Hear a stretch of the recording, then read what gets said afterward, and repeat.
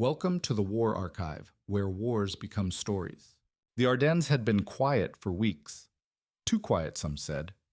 In the frozen forests of Belgium and Luxembourg, American soldiers kept watch behind thin lines, stamping their boots, rubbing their hands near small fires that smoked more than they warmed. The war seemed far away.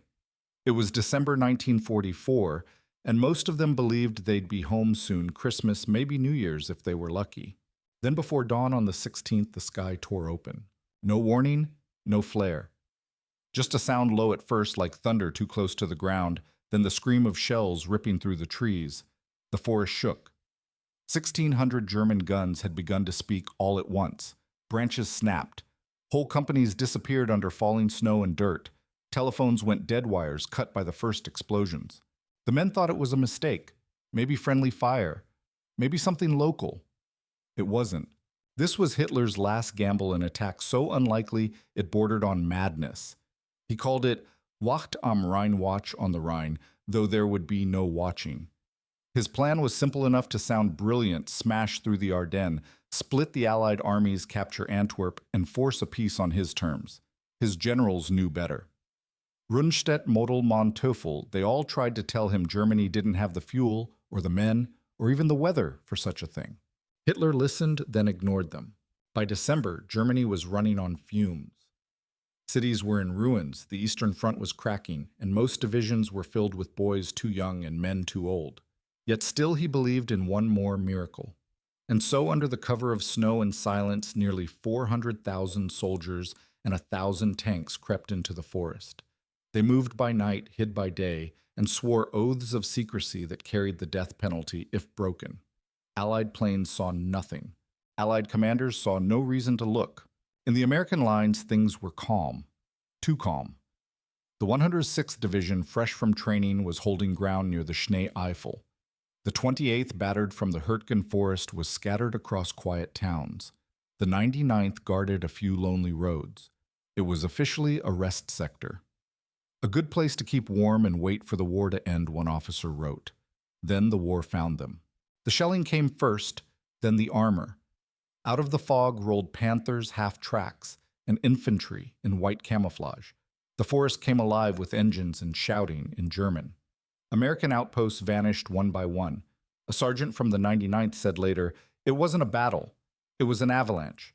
By nightfall, 2 regiments of the 106th were surrounded, thousands taken prisoner, entire battalions gone. But not everyone broke. On a small ridge near Lanzerath, 18 men from an intelligence platoon under Lieutenant Lyle Buck fought an entire German regiment for almost a day. They fired until their rifles froze, then until their last rounds were gone. When the Germans finally overran their position, 17 were wounded and 1 was unhurt. Their stand bought the Allies 10 precious hours, long enough to start moving reinforcements.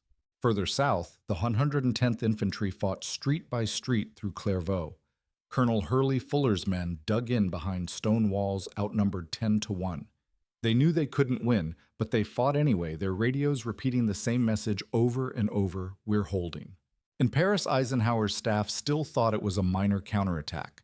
By the time reports of entire divisions vanishing reached his desk, the map of the front already bulged outward, a deep wound pushing west. Someone pointed at it and said it looks like a bulge, and that's what they called it from then on. As the sun set, the snow began again, slow, quiet, endless. Fires burned in the forest where the shells had fallen. In Berlin, Hitler called the first day a success. In the Ardennes, soldiers on both sides just waited for morning. The Americans believed they were facing a raid. The Germans believed they were making history. Neither of them knew what the snow would bring next. The second morning came with fog so thick it felt alive. You could hear engines but not see them. The sound rolled through the trees, sometimes near, sometimes far, as if the forest itself was moving. American units tried to regroup, but every road seemed wrong, every direction uncertain. Command posts were gone, wires cut, bridges blown. For the first time since Normandy, the U.S. Army was fighting blind. The Germans, meanwhile, moved with frightening purpose. Tanks crept forward at walking speed, engines muffled with cloth. Infantry in snow-white coats followed in silence, boots crunching on frost. At their head was Joachim Peiper, a 30-year-old SS officer with cold eyes and a reputation that made even his own men uneasy. He drove his armored column hard, yelling for speed, for fuel, for obedience. His orders were clear reach the Meuse River within 3 days, no matter the cost. But the Ardennes wasn't built for speed. The roads were narrow, twisting through forests that swallowed whole convoys. Ice turned every corner into a death trap. Vehicles skidded into ditches, blocking those behind them for hours. The same snow that hid the advance also slowed it. "We're winning," one German corporal said, "but it feels like drowning." For the Americans caught in its path, it was chaos. Near Elsenborn Ridge, the 99th Division was hit before breakfast. Shells burst overhead, showering their foxholes with wood and ice. Radios crackled, then went silent. Men fired at shadows, listening for the click of German boots in the dark. By noon, their lines bent, but didn't break. Young lieutenants who'd never seen combat before were suddenly making decisions that would shape the entire battle. To the south, the 106th Division vanished from the Schnee, Eifel. 8,000 men gone, captured, missing, or dead. Entire companies erased from the roster. Survivors wandered west, frozen and dazed, asking anyone they met, "Where's the line now?" No one knew. Still, there were pockets of defiance. At Lanzerath, Lieutenant Buch's platoon fought on. 17 men against hundreds. They held until dark, until they were surrounded and out of ammunition. When they were finally taken, one German officer reportedly said, "If all your soldiers fought like this, we would be finished." It was a small thing, that fight, but it mattered. Every hour they delayed the German advance was another hour for the Allies to wake up. Further south, Monteufel's 5th Panzer Army poured into Luxembourg, moving through Clairvaux toward Bastogne. The town's narrow streets became a death trap, columns of armor wedged between burning houses. Infantry fighting room to room. American resistance crumbled, but not without cost. The Germans won ground but lost time, and time was the one thing they didn't have. In Bastogne, the news arrived like a rumor. A few officers heard that something big was happening to the east. Others dismissed it, just another small push by a desperate enemy. But as dusk fell, the roads began to fill.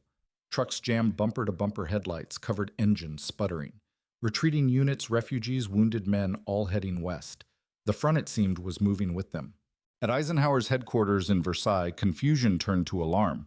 The reports coming in made no sense. Multiple attacks. Radio silence units missing entirely. Bradley stared at the map and finally said what no one wanted to.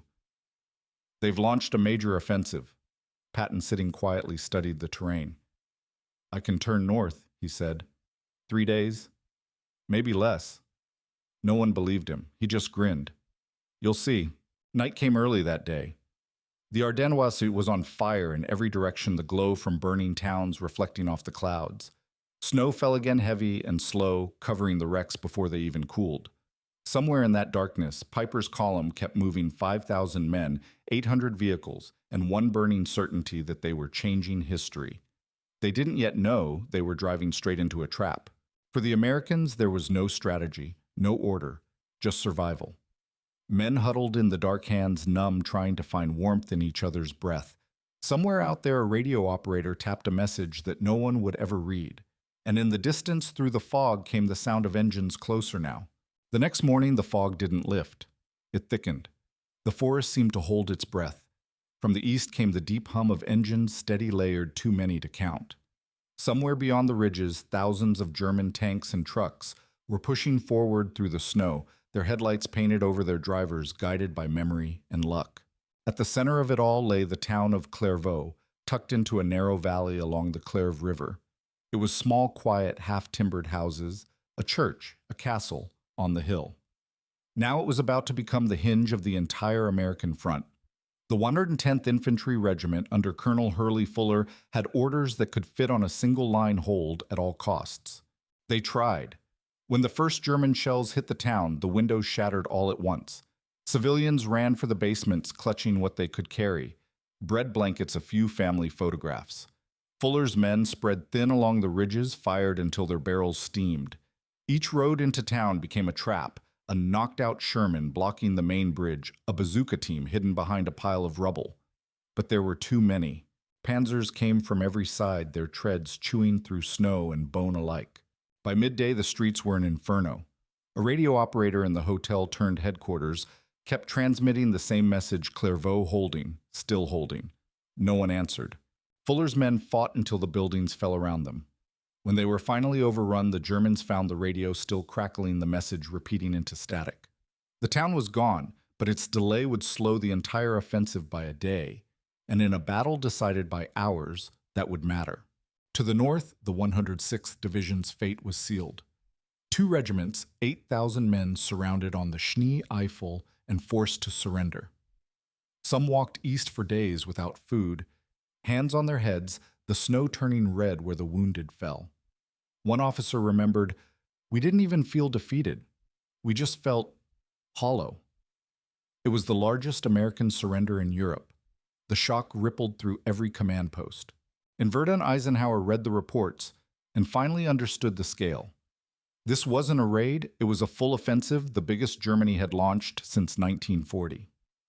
Bradley stared at the map and said quietly, "That's not a counterattack. That's an invasion." For the soldiers on the ground, none of that mattered. They were cold, hungry, and alone. Ammunition was running out. Trucks filled with refugees clogged every road west. Villagers carried what they could, leading cows through the snow. A boy waved at an American jeep passing by. An hour later, the village behind him was burning. To the Germans, this was the moment of promise. Monteufel's 5th Panzer Army had cracked the line and was surging toward the Meuse. Hitler's map in Berlin showed his arrows pointing west in bold red. He told his staff the war was turning. He imagined Allied divisions collapsing London, suing for peace. His generals knew better, but they kept quiet. You didn't correct the Führer anymore, you just nodded. Yet even victory on paper couldn't warm the soldiers in the field. The Ardennes punished everyone. Tanks froze. Engines cracked. Men huddled around fires made from fence posts and door frames. A German officer wrote in his diary, "The forest is a mouth that eats us. Every day fewer of us come out." That night, snow fell again heavier than before. The sky glowed faintly from the fires of Clairvaux, the flames spreading along the river valley. Somewhere beyond that glow, a convoy of American trucks was crawling north. Inside sat men of the 101st Airborne, tired, unshaven, not yet knowing where they were going. Their destination was a town no one had ever heard of, a name that meant nothing yet. Bastogne. The battle was about to find its heart. By December 19th, the battle had a shape, a deep bruise swelling across the map. They started calling it the Bulge. At its top sat the town of St. Vith, where 6 roads crossed like veins. Whoever held that crossroads would control the northern gate of the German advance. The men defending it were a mix of survivors, pieces of the 7th Armored, 9th Armored, and the shattered 106th Division. Brigadier General Bruce Clark pulled them together into something that could still fight. Delay them, he told his officers, 1 hour at a time. It wasn't strategy, it was defiance. The Germans came in waves, tanks grinding over frozen roads, infantry stumbling behind. The town turned into a furnace. American gunners fired from doorways and basements until their barrels split. One Sherman crew hid behind a half-collapsed church wall and knocked out 3 Panthers before they could reload. By the time night fell, the streets were full of smoke and snow that burned the lungs when you breathed. A few miles north on Elsenborn Ridge, the 99th and 2nd Divisions dug in. The ridge was just a strip of high ground, but it mattered. From there, their artillery could sweep the valleys where the SS divisions were trying to push through. The Americans buried their guns in snowbanks to steady them, firing blind into the forest. When the Germans tried night attacks, searchlights bounced off the clouds and turned the snowfields into daylight. It wasn't a battle anymore, it was slaughter. The ridge never fell. In the middle of that frozen chaos, a rumor spread like fire. Somewhere near Malmedy, SS troops had lined up captured Americans and machine-gunned them in the snow. 84 men. Word of it reached the lines by evening, passed quietly from foxhole to foxhole. No speeches, no orders, just a change in the air. Mercy froze along with everything else. Piper's spearhead kept crawling west, burning fuel it didn't have. His tanks were running on fumes, his men half-starved. They seized a few fuel dumps, barrels marked gasoline that turned out to be filled with water. He drove on anyway, furious, shouting Schneller faster. By the time his column reached the Amblève Valley, the advance was already dying. Back in St. Vith, Clark's men held 6 days longer than anyone thought possible. They fought until the town was nothing but walls and ash. When the order to withdraw finally came, they slipped out under darkness, taking their wounded and little else. The next morning, the Germans found an empty ruin, and behind that ruin, their timetable lay in pieces. The weather still favored the enemy. Low clouds, endless snow, the perfect cover. But forecasts whispered that a change was coming. A high-pressure front, clear skies, maybe sun. Patton heard it first from his meteorologist and smiled like a man who already knew the ending. "Then God will give us our weapons back," he said. On the night of December 21st, the forest was strangely still. Fires flickered in the ruins of Saint-Vith. The ridge to the north glowed red with artillery flashes. The Germans had broken into Belgium, but not through it. They'd made a bulge, not a breach. And miles to the west, the convoys kept moving, hundreds of trucks full of paratroopers bouncing through the dark toward a small town wrapped in snow and silence, a place called Bastogne. Joachim Peiper's column moved like a steel river through the snow, snaking westward along roads too narrow for its own weight. He had 800 vehicles, 5,000 men, and an order that left no room for doubt reached the Meuse. Fast, ruthless, no delay. The men called him Jochen. He was 30 years old, confident, almost beautiful in the cruel way war can make a man look. He'd served on the Eastern Front, learned that hesitation was just another word for death. He demanded speed, obedience, and fuel, always fuel. Without it, he knew all that armor would turn to statues. At first, the advance seemed unstoppable. The first village, Honsfeld, fell before dawn. The Americans were caught sleeping. Then Bullingen taken before breakfast. In both places, Peiper's men rounded up prisoners. 19 in one, 59 in the other. None made it out alive. When word reached the rear, one of Peiper's own officers whispered, "He's gone too far." But in the 1st SS Panzer Division, too far was part of the uniform. The column kept pushing west, engines roaring through villages that hadn't seen fighting since 1940. Civilians peered from windows clutching rosaries. Some cheered, thinking the Germans had returned for good. Others hid in barns praying for the sound of English voices again. One farmer later said, "The snow that week wasn't white anymore."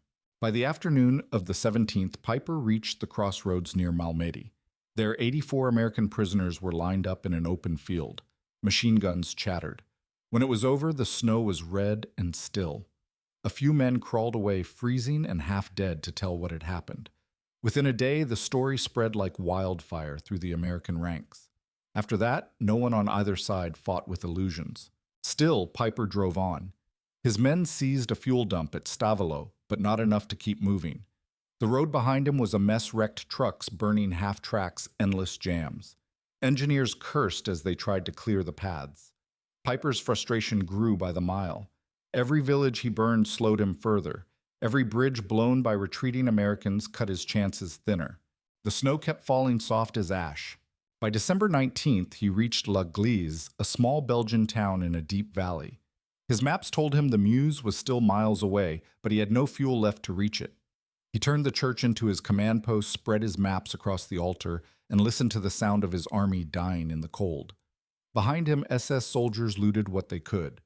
Those too wounded to move were left behind with a pistol and a single bullet. All day, American artillery rained down on the town. Every shell shook the walls of the church until the stained glass fell in glittering shards. When night came, Peiper gathered what was left of his command and gave the order to abandon everything: tanks, trucks, radios, even their wounded. They'd try to slip back through the forest on foot. They burned what they couldn't carry. Panthers and half-tracks erupted one after another, the explosions rolling down the valley. When dawn came, La Glise looked like a furnace. The air smelled of fuel and pine. On the morning of December 24th, American infantry entered the ruins. They found the road lined with corpses and vehicles frozen in place. In the church, a single Panther tank still stood, blackened but intact. It would become a monument later, a reminder that even armor can die of hunger. For Hitler, Peiper's thrust had been the sharpest blade in the offensive. Now it was snapped clean in half. The dream of reaching Antwerp through speed and shock was gone. The 6th SS Panzer Army had spent its strength for nothing. In Berlin, reports came in delay, shortage, encirclement. Hitler refused to hear it. He called the failures temporary setbacks. His generals, silent and gray, knew better. Out in the snow, Peiper's survivors trudged east through the woods, leaving black trails in the white. They carried rifles without ammunition, too tired even to curse.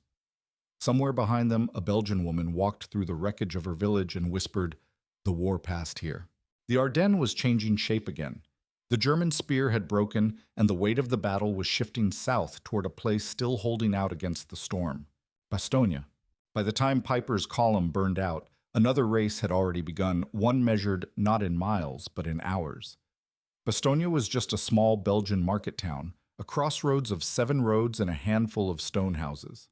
On any other winter, no one outside the Ardennes would have known its name. But now it was the heart of 2 converging storms, Monteufel's panzer columns, driving from the east, and Eisenhower's reinforcements rushing from the west. The 101st Airborne had been resting near Reims when the call came in. The order was brief and blunt. Move out Bastogne. No one asked where it was. They packed what they could, climbed into open trucks, and rolled into the night. Snow blew sideways across the road. The wind cut through their coats. A paratrooper from the 506th remembered, "We didn't know what we were heading into. We just knew it wasn't going to be good." To the east, Monteufel's advance looked unstoppable. His tanks had crossed the Aar River and were pushing through the wreckage of Clairvaux. Whole towns were disappearing under his tracks. He had orders to take Bastogne fast to open the road to the Meuse before Allied air power could recover. He told his officers, "If we take Bastogne, we take the war back." But the roads were narrow and the traffic endless. German convoys stretched for miles, trucks sliding on ice horses collapsing from exhaustion. Every bridge that wasn't blown by the Americans froze under weight it couldn't carry. The attack was running out of breath. The first elements of the 101st reached Bastogne before dawn on the 19th. The town was a mess. Convoys jammed bumper-to-bumper, refugees crowding the streets, MPs shouting in the cold. Soldiers from retreating units mixed with paratroopers trying to dig in. The air smelled of diesel and smoke. One lieutenant said later, "It felt less like reinforcement, more like being the last ones left." General Anthony McAuliffe set up headquarters in a Catholic seminary on the edge of town. He didn't have enough men, enough tanks, or enough ammunition. He barely had maps, but he had 7 roads, and he meant to keep them. The paratroopers spread out around the ring of villages, Novillefoy, Hemrula-Marvy, digging into frozen ground with their helmets when their shovels broke. The weather closed in again. The sky dropped snow like dust from a ceiling. For 3 days there was no sun, no air support, no sound except the dull percussion of artillery. Men fought half-blind in white fog. In Noville, a handful of tanks and a single company of infantry held out until their ammunition was gone. The snow outside turned black with soot. One survivor said, "We couldn't tell the living from the dead until someone moved." By the 21st, the Germans had surrounded the town on 3 sides. Shells fell into the streets in a rhythm so steady it almost sounded like breathing. Civilians huddled in basements praying while plaster rained down. A nurse named Augusta Chiwi treated the wounded in the cellar of a convent, melting snow for water, working without anesthesia. "I couldn't think about who they were," she said later, "only that they were bleeding." On the 22nd, German messengers approached under a white flag. They brought a letter demanding surrender. McAuliffe read it, laughed, and wrote one word back: "Nuts." The messengers didn't understand, so an American officer explained it to them. It means, "Go to hell." That single word ran through the foxholes like electricity. Men who hadn't smiled in days started grinning. They passed it down the line. Nuts a password, a prayer, a reminder that they still had something the enemy couldn't shell out of them. The siege tightened. Ammunition was down to a handful of rounds per rifle. The medics ran out of morphine. Rations dropped to 1 meal a day. Men burned fence posts for heat. The fog kept the planes grounded. No resupply, no escape. Still, the lines held. Then on Christmas Eve, the sky finally cracked open. The wind changed, the clouds thinned, and the sun cut through the haze for the first time in a week. The men blinked into the light like moles seeing daylight. By afternoon, they heard a new sound overhead, the slow drone of engines. American C-47s, hundreds of them. Parachutes blossomed above Bastogne like flowers, green, red, and white. Food ammo, medical kits, even Christmas mail. The men cheered until their voices went hoarse. That night, the snow reflected the light of burning tanks on the horizon. Artillery flashed against the clouds like lightning trapped in ice. Inside Bastogne, soldiers wrote quick notes home in the flicker of candles, unsure if they'd ever be sent. The siege wasn't over, not yet. But for the first time, the men believed they might see morning. Patton was already on the move. By Christmas morning, Bastogne was still standing, though barely. The snow had turned gray from smoke and ash. The air smelled of fuel cordite, and something worse burned flesh buried under the cold. The Germans had the town surrounded, their lines wrapped around it like a noose. Inside were 12,000 Americans, and behind every wall and hedgerow, the 101st Airborne waited for the next assault. They had no illusions left. Food was gone. The medics were out of bandages, and the wounded lay shoulder to shoulder in basement hospitals.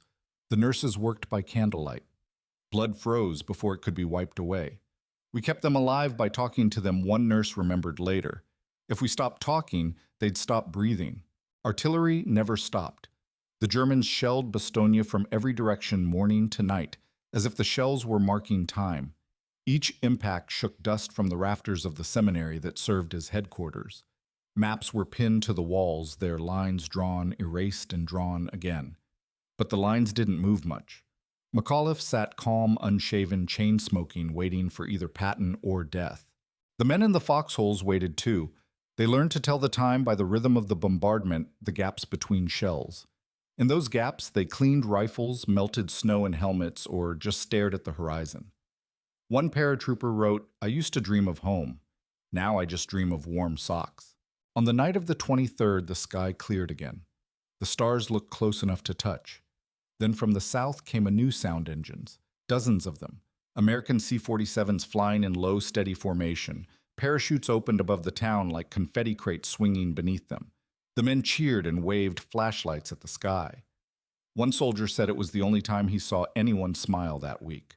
The supplies kept them alive, but they didn't end the siege. The Germans attacked again at dawn. Waves of infantry crossing the snow tanks, grinding through villages already burned to rubble. At Marvy, a Panther tank burst through the fog and fired into the same house twice before collapsing the roof. The defenders there, half a dozen paratroopers, held with rifles and grenades until nothing moved on either side. The snow outside turned pink in the morning light. Civilians still trapped in town dug deeper into their cellars. Families crouched beside soldiers passing around what little bread remained. In one basement, a Belgian woman cradled her baby while an American medic tried to save a wounded sergeant. When the shelling stopped, she gave the medic the child's blanket for the dying man. "He needs it more," she said. That line stayed with him for the rest of his life. On Christmas Day, the Germans sent tanks down the southern road and broke through the outer defenses. They reached within a mile of the town center before being stopped by artillery and a handful of Shermans. The fight lasted all afternoon. When it was over, the field outside Bastogne looked like a junkyard of metal and frozen bodies. A paratrooper walked among them and said quietly, "Merry Christmas." Then came the quiet after the kind that makes your ears ring. You could almost believe the battle had paused out of respect, but out in the distance, the faint rumble of engines started again. It wasn't German. Patton's Third Army was pushing north through snow and wreckage. His tanks had been fighting uphill for days, clearing mines, crossing bridges made from their own wrecks. He'd promised to reach Bastogne by Christmas. He was a day late, but no one in the town cared. On the afternoon of the 26th, a lone Sherman tank broke through the German line near Ardennes. The tank commander, Lieutenant Charles Bulge, rolled into Bastogne under small arms fire and stopped in front of the first paratrooper he saw. "Glad to see you boys," he said. The paratrooper grinned through cracked lips. "You're late." The siege was over, at least in name. Bastogne was no longer a trapped island, it was a fortress. The 101st had held out for 8 days in the coldest winter of the war against odds that made no sense on paper. Now they shared what little they had with the men who'd saved them. One tank crewman traded chocolate for socks, another for whiskey. Someone hung a sign outside the church. "We like visitors, especially Pattons." That night the shelling stopped for the first time. The air was sharp, still, and bitter. Men lit cigarettes they had saved since Normandy. They didn't talk about victory. They just looked at the sky and breathed. The snow fell again, soft and endless, covering the tracks of tanks, the wrecks, the blood. Bastogne had survived. But the battle wasn't finished, it was just changing shape. The Bulge was beginning to shrink. When Patton turned his army north, even the weather seemed to take notice. He'd been waiting for this kind of gamble, an impossible maneuver in impossible conditions. 3 days he had promised Eisenhower. 3 days to pivot his entire Third Army 90 degrees and fight through snow, mud, and ice to Bastogne. His staff thought he was joking. He wasn't. Convoys stretched for miles. Sherman's half-tracks, jeeps, all moving in silence, but for the rattle of treads on frozen asphalt. Soldiers rode on the tanks, hunched under blankets, stiff with frost. Some fell asleep sitting upright. The roads were slick, narrow, and deadly. Trucks skidded into ditches, bridges collapsed, and still the column kept moving. A captain riding point said later, "We didn't stop for the dead. We couldn't afford to." Patton rode up front in a jeep with the top down, wrapped in his long coat eyes, hidden behind polished goggles. He liked the cold. It made his men tougher, he said. But even he had to admit the weather was killing them. He ordered his chaplain to write a prayer for clear skies. The next morning, the clouds broke. Sunlight poured down through the haze, and from the ridgelines ahead, the faint sound of thunder rolled the sound of planes. Patton grinned. "You see," he said, "that's how you talk to God." His men called him old blood and guts, half in respect, half in exhaustion, but he delivered. By Christmas Eve, the Third Army's spearheads were less than 10 miles south of Bastogne. Every mile was a fight. German anti-tank guns waited in the woods, firing until Allied artillery buried them. Towns changed hands 3 times in a day. The snow was streaked with soot and fuel. The tanks froze at night, their engines cracking like gunfire. Mechanics worked with bare hands until their fingers bled. In the town, McAuliffe's paratroopers could hear the rumble of engines getting closer. They didn't know if it was friend or enemy only that it was moving fast. On the 26th, the sound came from the South Sherman engines, deep and steady. At 4:50 p.m., Lieutenant Charles Bulge of the 4th Armored Division broke through the German line near Ardennes. His tank rolled up the Bastogne road, its hull blackened from smoke. When he saw the first airborne troopers on the edge of town, he leaned out and shouted, "Where's the fight?" The reply came back, "You just missed it." When the two groups met, there was no ceremony, no fanfare, just nods, a few laughs, a few curses of relief. One paratrooper opened his last can of peaches and handed it to a tanker without a word. Another traded gloves for cigarettes. It wasn't victory, it was survival meeting survival. Outside the town, the fighting didn't stop. The Germans counterattacked immediately, trying to cut the corridor that Patton had opened. The road south became a death strip, wrecked trucks, medics crouched over the wounded artillery, falling without pattern. The Third Army fought mile by mile, its tanks sometimes moving only a few hundred yards a day. Bastogne wasn't a rescue anymore, it was a front line again. But the momentum had changed. For the first time since the 16th, the Germans were reacting instead of advancing. Their tanks were running on fumes. Their troops were starving. Piper's SS Spearhead was gone. St. Vith was gone, and the skies no longer belonged to them. The Luftwaffe's last gasp, Operation Bodenplatte, had failed. The Allies owned the air. P-47s and Typhoons roared overhead from dawn to dusk, turning the snowfields into plumes of fire. Hitler still refused to see it. He demanded that Bastogne be recaptured at any cost. His generals didn't argue anymore. They just saluted, issued the orders, and watched men march out who they knew would never come back. In Bastogne, the 101st tried to rest. They slept sitting up, helmets still on rifles within reach. Some went to church. Some sat outside staring at the wreckage. When reporters asked McAuliffe how it felt to be rescued, he shrugged. "We weren't rescued," he said. "We were still fighting." And they were. The snow never stopped falling. The smoke never really cleared. But the tide had turned. Patton had done what he said he'd do. The corridor to Bastogne was open, and with it the heart of the German offensive began to break apart. That night, the skies were filled with light tracer fire flares and the glow of distant villages burning. A soldier wrote in his diary, "The snow looks peaceful again, but you can still hear it, every boom, every scream, every prayer under all that white." The Bulge was starting to collapse, but no one dared to say it out loud. Not yet. The forest still had one more week of death to give. By New Year's Day, the forest had changed again. The snow was deeper now, heavier. It muffled the world until every sound and engine, a shovel, a breath seemed too loud. The trees were scarred and splintered, stripped bare by 6 weeks of artillery. What had once been a surprise attack was now a slow retreat. The Germans had run out of everything, fuel, ammunition, and time. What remained of their armor crawled east along roads littered with burned-out trucks. Tank crews abandoned their machines and marched on foot. Horses pulled the last of the guns. "We no longer fight for victory," one prisoner told his captors, only to reach the border. The Allies could feel it too. The energy of the first shock was gone. What replaced it was method. No more chaos, no more improvisation, just the slow mechanical tightening of a vise. From the north, Montgomery's forces pushed down through the woods. From the south, Patton's men drove up through the valleys.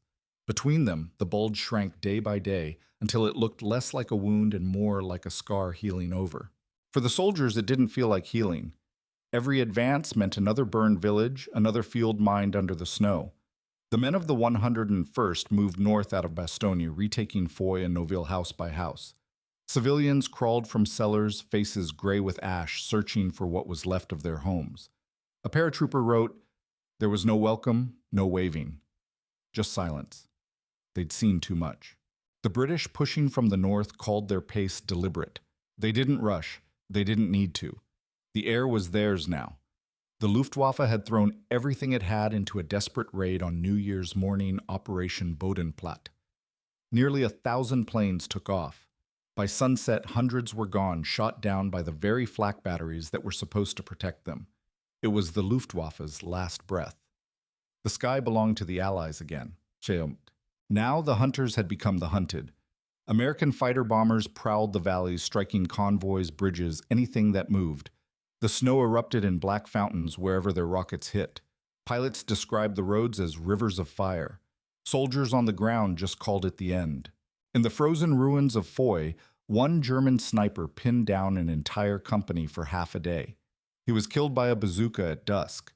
When they searched his position, they found no food, no water, and a letter to his mother dated 3 weeks earlier.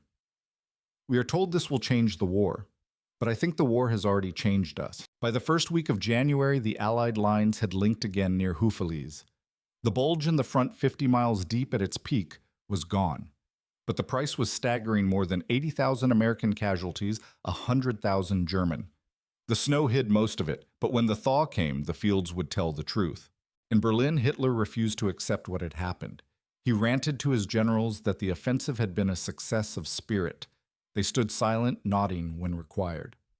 Rundstedt asked for permission to withdraw to the Siegfried Line before everything was lost. Hitler dismissed him with a wave. "We will attack again," he said.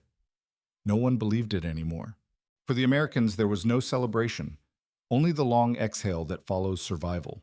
The men who had fought in Bastogne still carried frostbite on their fingers and nightmares behind their eyes.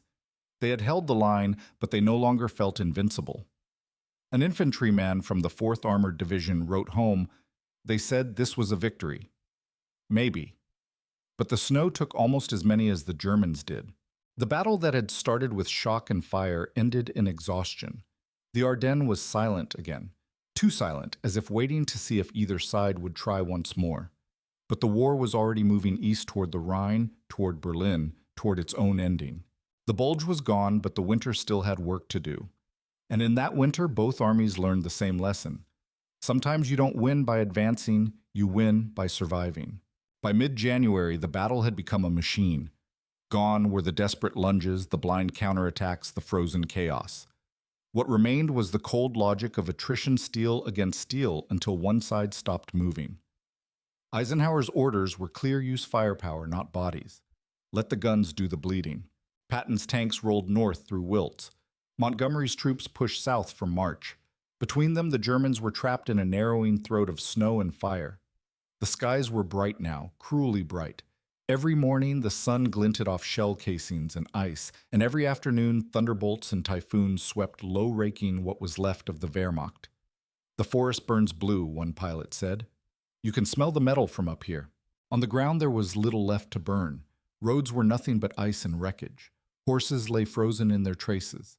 Abandoned tanks leaned against snowbanks, their tracks half buried. The air reeked of oil and rot. Soldiers moved slowly, numb, their faces hollowed out by cold and weeks of sleeplessness. When they spoke, it was mostly about food, about home, about when it would finally stop snowing. The Germans still fought, but not like before. They fired and fell back again. Their retreats measured in footsteps. One captured officer told his American interrogators, "We are walking home through snow that never ends." Another, barely older than 20, said nothing. He just kept his eyes closed as if the light itself hurt. The Allies didn't rush. They didn't need to. Each attack began with an hour of artillery, then a slow advance under the smoke. Engineers picked their way forward, marking mines with twigs. Medics followed close behind, dragging sleds for the wounded. One of them said later, "It was like crossing a graveyard that hadn't been buried yet." By January 16th, Patton's and Montgomery's men met near Houffalize. The bulge that had swallowed the map was gone. The line, bent bloodied but unbroken, was back where it had started a month before. Eisenhower came to see it himself. Standing on a ridge overlooking the wrecks, he took off his gloves and rubbed his hands together. They threw everything they had, he said quietly, and it wasn't enough. For Hitler, it had been the last throw. He'd gambled his reserves, his fuel, and the last of his faith in miracles. What came back from the Ardennes was silence. No reports of victory, no radio calls for glory, just the steady retreat of an army too tired to care. His generals stopped arguing. They no longer tried to explain that the war was lost. In the villages the Germans left behind, civilians emerged like ghosts. They found their homes roofless, their fields cratered, their families gone. Some waved to the Americans passing through, others just watched from doorways. A Belgian farmer told a war correspondent, "The snow hides everything. It even hides the smell." By the end of the month, the fighting had dwindled into pockets, scattered skirmishes in the forest ambushes on empty roads. On January 25th, headquarters declared the battle officially over. No one celebrated. The men were too tired. They simply kept moving east, step after step, into Germany. The statistics came later. 89,000 American casualties, 100,000 German, tens of thousands of civilians. Entire forests, leveled towns erased. And yet the line had held. When the snows melted in spring, the Ardennes would bloom again. Grass would grow over the shell holes, wildflowers over the graves. Farmers would find helmets in their fields and stack them by the fences. Every year after, the same earth would give new harvests from the ground that had once devoured so much life. The Battle of the Bulge had ended in steel, not flesh. But for the men who survived the cold, never really left. It followed them home in their hands, in their dreams, in every winter that came after. When the last shots faded, the Ardennes didn't fall silent, it just exhaled. Smoke still drifted through the trees, curling around the wrecks of tanks that would never move again. In the towns that had changed hands 5, 6 times, nothing stood straight. Chimneys leaned, church bells hung mute. Roads glistened with a mix of ice and oil. The Bulge was gone now, pressed flat by the slow weight of 2 armies. Montgomery's men from the north and Patton's from the south had met in the middle at Houffalize, shaking hands among wrecked trucks and frozen corpses. What had once been a map-wide wound was now a gray scar of snow. Yet nobody called it victory with any joy. It felt more like the end of a fever. The soldiers were unrecognizable from the ones who'd entered the forest a month earlier. Their boots were patched with tape and wire. Some had lost fingers to frostbite. They walked like old men, faces hollowed by cold and sleeplessness. When an officer tried to praise them for heroism, one private just said, "Sir, we didn't win. We just didn't lose." As the armies pushed east again, the truth of the battle came into view. Whole regiments lay buried beneath the snow. Civilians began digging with their hands, trying to find relatives before the thaw. The ground was so hard that shovels snapped. In some places, the dead were stacked until the spring would let them rest. At Clairvaux, American soldiers found a frozen radio still whispering static, the last transmission from December. In the woods outside St. Vith, they uncovered half-tracks that had vanished weeks earlier, the bodies inside perfectly preserved faces, still pale eyes half open. The war didn't look glorious anymore. It looked tired. Across the lines, the Germans were disintegrating. The survivors of Monteuffel's and Dietrich's armies stumbled eastward, leaving behind tanks without fuel and horses without riders. Some hadn't eaten in 3 days, some were barefoot. Others just sat down in the snow and waited to be captured. The same men who had shouted victory songs at dawn in December now walked in silence. One diary found later read, "There is no east, no west, only snow." In Bastogne, civilians emerged from cellars to find their town gone. They picked through rubble for food, melted snow for water. A nurse who had survived the siege said the quiet afterward was worse than the shelling. You could hear crying all over town, but no one wanted to know who it was. War didn't end cleanly here. The Allied soldiers found themselves facing choices they didn't expect. At Chenogne on New Year's Day, enraged Americans executed groups of German prisoners in the snow, revenge for Malmedy. The cycle had come full circle. A chaplain who tried to stop it wrote later, "We'd learned too much about hate to remember mercy." The Ardennes had stripped everyone down to their last nerve. By early February, the line was stable again. The Siegfried Line waited ahead cold and solid, guarding the road to the Rhine. The men who had held Bastogne were pulled out, though most refused to call it rest. "We're still cold," one said. "We just don't hear shells anymore." They left behind the bodies of friends buried in shallow graves under broken fences. The weather began to shift. Days grew longer. The snow softened into slush. When the thaw came, it revealed what winter had hidden: helmets, rifles, letters soaked in mud. Farmers would find them for years afterward. In one field, a Belgian child picked up an American dog tag and carried it home thinking it was a lucky coin.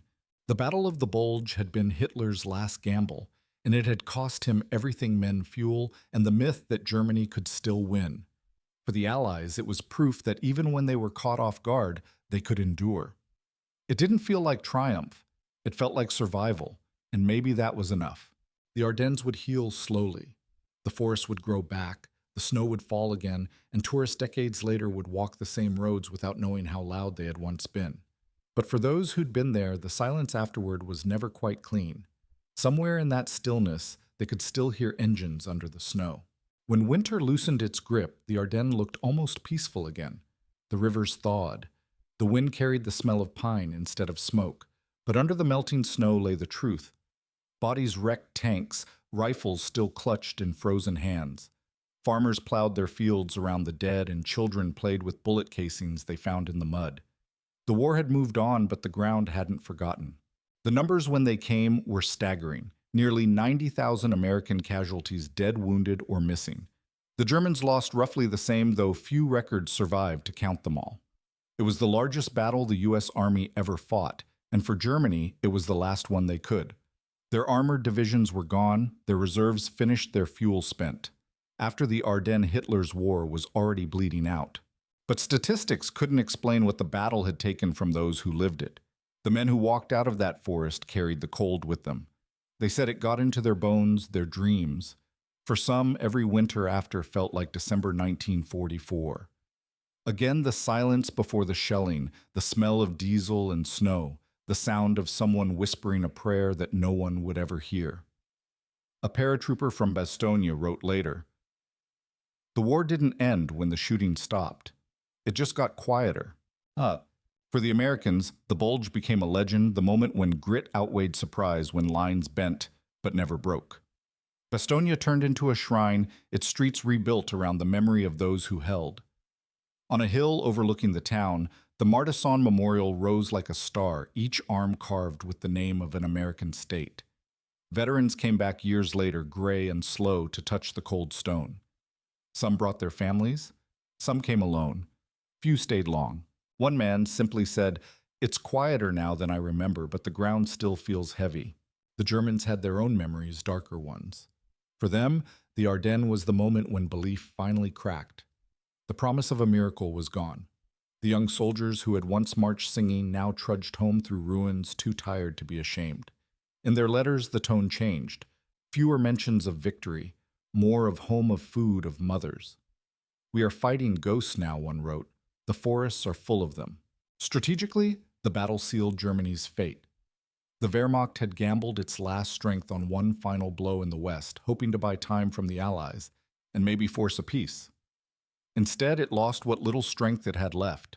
Within weeks, the Soviets were storming across Poland, and the Western Allies were staring at the Rhine. From then on, there was no turning back, only the long, slow march to Berlin. But the meaning of the battle went beyond maps and maneuvers. The Bulge showed that wars aren't won only by brilliance or speed. Sometimes they're won by the men who refuse to fall back, who stand in the cold and wait for morning. It was, as one historian later wrote, a victory measured not in ground taken, but in ground not surrendered. In time, the forest grew back, the craters filled with rain. The bunkers became moss-covered hills. Tourists walked the same roads that once ran red. They took photographs of the quiet and said it was beautiful. And maybe it was. But the locals still found relics every spring: helmets, shell fragments, sometimes bones. The forest still whispered when the wind was right. The Battle of the Bulge ended in January 1945, but its echo lasted far longer. It lived in the silence of men who wouldn't speak of it, in the towns rebuilt on ashes, in the way the snow falls a little heavier over those hills. The Ardennes had been a place of trees and rivers. That winter, it became a place of ghosts. And when the snow comes each year, it still remembers.